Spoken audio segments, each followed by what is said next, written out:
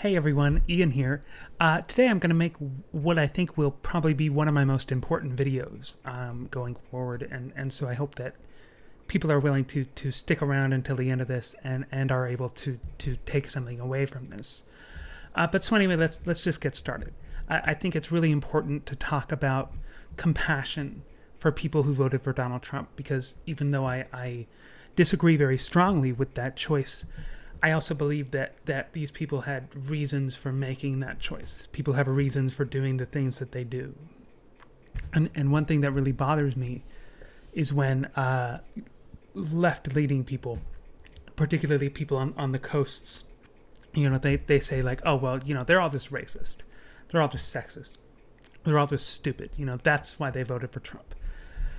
Personally, I believe that everyone is racist. I believe racism is a thing that exists within everyone. And I also believe that everyone is sexist.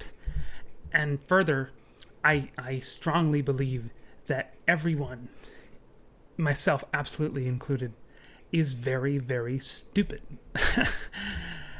And so if being a racist, sexist idiot is the only criteria for being a Trump supporter, then theoretically he should have gotten like 100% of the vote. How come only some of us voted for him then? How come only half of the racist, sexist idiots voted for Trump, while the other half of the racist, sexist idiots voted for Hillary Clinton? And really, I mean, only a fourth of them voted for him, and another fourth voted for her, and then the other half of people just didn't vote. But I mean, that's none of my business. But so anyway, I just feel like, maybe there are other factors at play. And this might mean that liberals are wrong about something. I know. Oh my God. The horror. How can this be? How could this have happened? Well, I think the problem is a lack of empathy, a lack of ability to, or at least a lack of willingness to see things from another person's perspective. I'm going to start things off with the definition of white privilege. What does white privilege mean? It does not mean that white people's lives are perfect. What it means is that white people's lives are not made more difficult by the color of their skin. I think something similar would be a concept I came up with recently, not to brag, but it's called California privilege. I moved to California last fall, and I have problems. I have stuff that I'm dealing with, but when I was talking to friends of mine in like January and February, friends of mine from, Kansas and from Toronto, they would mention how cold it was where they were, or how, there's snow up to their ankles or, higher. And I was like, oh shit, I forgot that there's like winter weather in places. I'm really glad that I live in California. And again, it's not that I have no problems. It's just that my problems are not made more difficult by cold weather in the winter. And I think there's privilege for people who don't wear glasses. People who don't wear glasses don't understand how annoying it is to wear glasses. They fog up and they fall off your face, and they get smudges on them. But there's only some fabrics you can use to wipe the smudges off. If I use like this shirt, it would just smear everything around on my glasses. But I have some shirts that are like a softer cotton that work perfectly, but other shirts that are a very similar material, it's a similar feeling, soft cotton, don't work at all. And so it's just really annoying to wear them. And people who don't wear glasses obviously still have problems, but their problems are not made more difficult by their lack of ability to see. And, the fact that they have to wear these tools on their eyes just to be able to see like a normal person. But so white privilege is like this. Even though you have problems, your problems are just not made more difficult by the color of your skin. But the thing is that this works the other way around too. Even though their problems are not made more difficult by the color of their skin, they still have problems. I think one thing that needs to be discussed is the declining quality of life for rural white Americans. The opioid epidemic is a very prime example of that. Opiates have killed over 700,000 Americans since 1999, when prescription painkillers really started taking off. and with over 70,000 Americans dying in 2017 alone. And one thing that should be noted is the vastly different response by the federal government and by state governments when compared to that of the crack epidemic, which affected primarily black Americans in the 1980s and 90s, and the racist overtones of that response. But that's a separate conversation that needs to be had. Regardless of how governments responded to this epidemic, lots and lots of people still died. I mean, almost 1 million Americans have died and are continuing to die to this day. But the thing is, this decline in life quality has been going on for far longer than the opioid epidemic. It's something that's been happening for decades. And I guess, I do realize that 1999 is a matter of decades ago at this point, but a long time, longer than just 20 years. You can look at declining wages, for example. In 1968, the minimum wage was $1.15, which sounds very low. But the thing is that would be worth about $10 today. And in fact, if minimum wage had risen with productivity since 1970, it would actually be over $20 today. But it's $7.25. And there's also been a loss of union manufacturing jobs in this country. The U.S. has lost over 7 million manufacturing jobs since the peak, the U.S. manufacturing peak in the late 1970s, with a particularly large dip starting in the year 2000 and after that. There is debate over the cause of it. Some people say it's the result of trade policies. Other people say it's the result of automation. Like most things, I would say that the truth probably lies somewhere in the middle.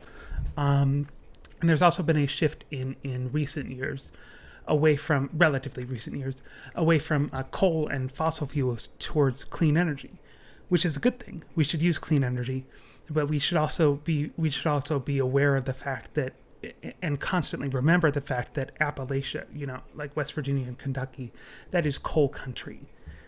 And so people in those states don't resist clean energy, because they're stupid. They resist it because their entire livelihoods have depended on the existence and use of coal. And so, of course, they're worried about giving that up. Of course, they're worried about leaving that world behind. And of course, they'd be resistant, even more resistant to do it when the other side is so condescending about it. And you can also look at, different just socioeconomic rates in the South and in Appalachia. They have very consistently higher poverty rates and higher rates of obesity and lower life expectancy. And in fact, beginning in 2016, a declining life expectancy. The life expectancy for white Americans is getting shorter. And so white people, in places like West Virginia and Tennessee and Kentucky, they see all these problems that they face every day. And then they hear the term white privilege and think, what the fuck? What privilege? Both of my parents died of opioid overdoses last year, and no one in my neighborhood can get a job. What privilege are you talking about? And at the same time that white Americans, especially white men, have seen their quality of life decline, they've also seen the rights of others, like minorities and women and LGBT Americans, be expanded upon. And it's obviously a good thing that people are getting more rights, but I think a lot of white Americans, white men, view this as a causal relationship, that one of these things happened because of the other. But that's not the case. These are just two things that have happened at the same time. I didn't go on a walk today because I had orange juice at breakfast. Those are two separately true things that just happened. Similar to the declining quality and expanded rights. They're just two separately true things that have happened. And further, equality is not a zero-sum game. It's not like eating a pie. If one person takes half the pie, that leaves less pie for me. But if one group is getting more rights, there are not fewer rights left for everyone else. It's not a zero-sum game. If one group gets more rights, your rights aren't taken away. But there's a saying, though, that equality feels like oppression to the privileged. And so it matters that white people are not being oppressed. But it also matters that they feel like they are. People's feelings matter. People's feelings impact the actions that they choose to take. The world is changing around them, and they feel like they're being left behind. And to a certain extent they are. I mean, their quality of life has been going down for decades. And it's not just that. I mean, people have literally designated everything between New York City and Los Angeles to be flyover country. People in West Virginia hear that. People in Idaho hear that. People in Kansas hear that. How do you think that makes us feel? Not good. And so all of this stuff and more, much, much more, combined together to make people willing to vote for someone as chaotic as Donald Trump. After 40 or 50 years of exponentially diminishing returns, he showed up and pretended to care about their problems and offered a quick, memorable promise to them to make America great again. And I think a lot of the anger that a lot of Trump supporters are feeling, it reminds me of my brother. And I talked a bit about him in my first video, and I'm not going to go into the details about how he has chosen to behave. But one thing I will say is that he is very angry, and he's hurting a lot on the inside. And I think he's been really unhappy for a long time, which is something I do take seriously. But he has chosen to direct it toward and blame it on my family, which I don't take seriously. He has decided for himself that we are toxic, and so he's dedicated a lot of his time and his energy to coming up with proof of that, and to sitting around and stewing in his rage about that. He actually cut us all off back in January because we can't handle how mad we make him. But I would be willing to bet all of the money in my bank account, which granted is like $8, but I would be willing to bet all of it that even with us out of his life, he is just as unhappy and angry as he was when we were in it, because we are not the source of his unhappiness. And we're not perfect. I know that there are things we have done that have made him unhappy, but we are not the source of his unhappiness because we are not toxic. And I realize that I'm obviously biased about my level of toxicity as a person, as are all people, but we're not toxic.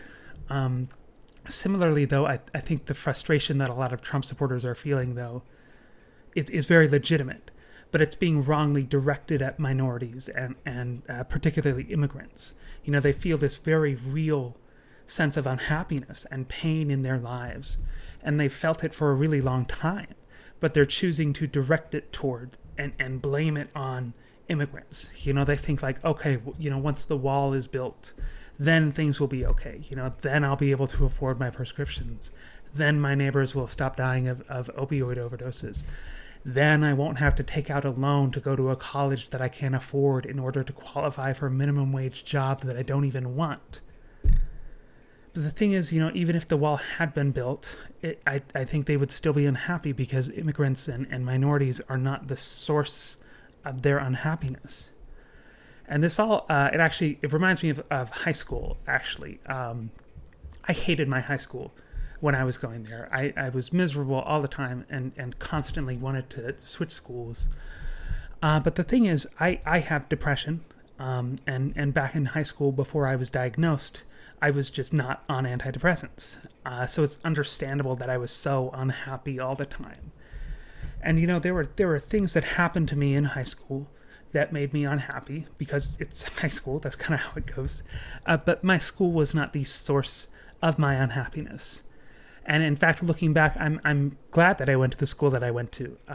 It was a really good school, and I think that it opened up a lot of doors for me. And similarly, I think that once my brother is able to look back and be a little more objective and with more of a clear head, he'll realize that our family was actually a very good one.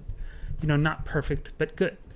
And again, similarly, I think that Trump supporters would actually miss the immigrants if they were gone, because first of all, I think that immigrants and minorities, they add a lot of benefits and a lot of spice, I guess, both literally and figuratively, to our cultural dynamic. But more importantly, in 2016, more white Americans died than were born. And so if it weren't for immigrants and people of color, America would literally be a country on the decline. We wouldn't be creating enough new people every year to make up for all the, the older, used up ones that we lose.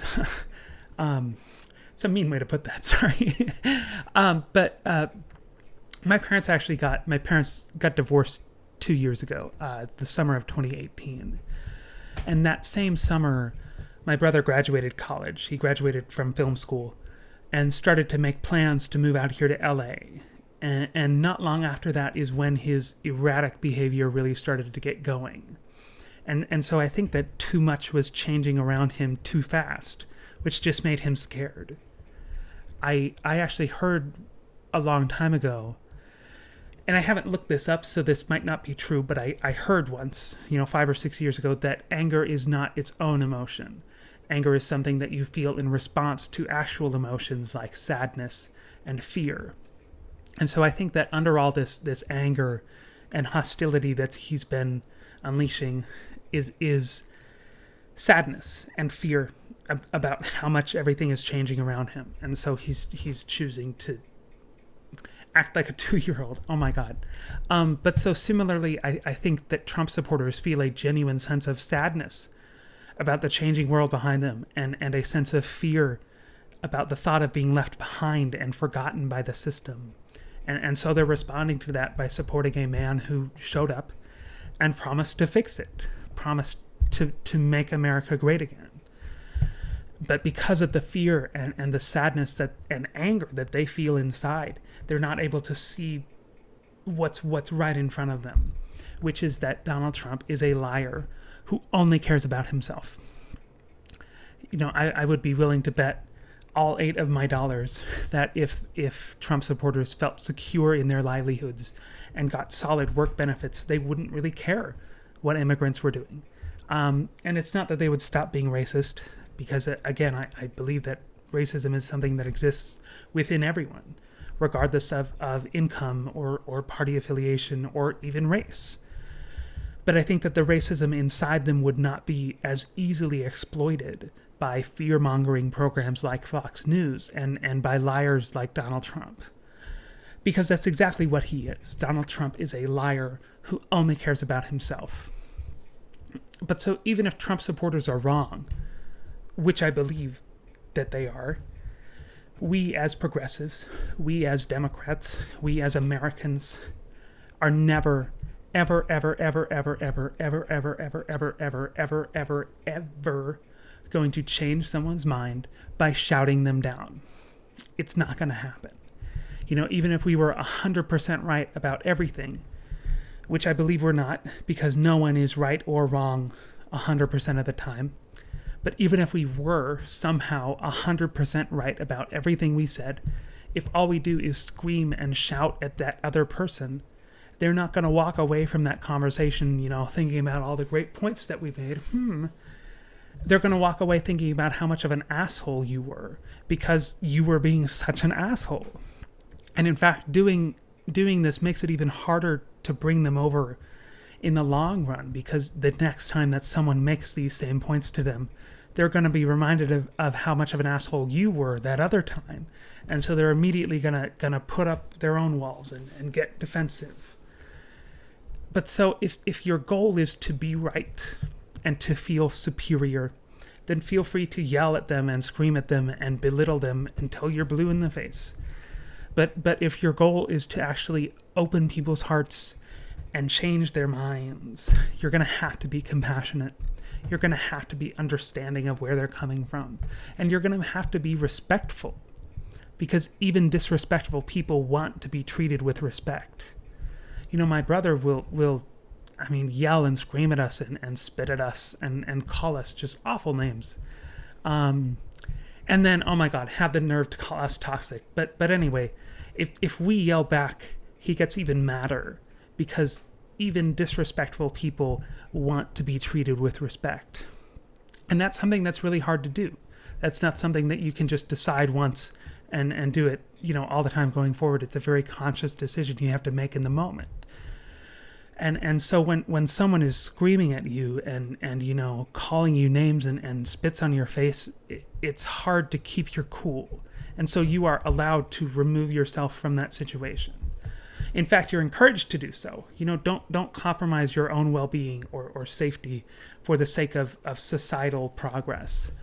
But just remember that if your long-term goal is to change their mind, you're going to have to use compassion. And further, you yourself are going to have to open up your own mind. You can't hold people down and force them to believe what you want them to believe. All you can do is guide them in what you believe to be the right direction. But the thing about guiding someone is that you are relinquishing some of the control to them.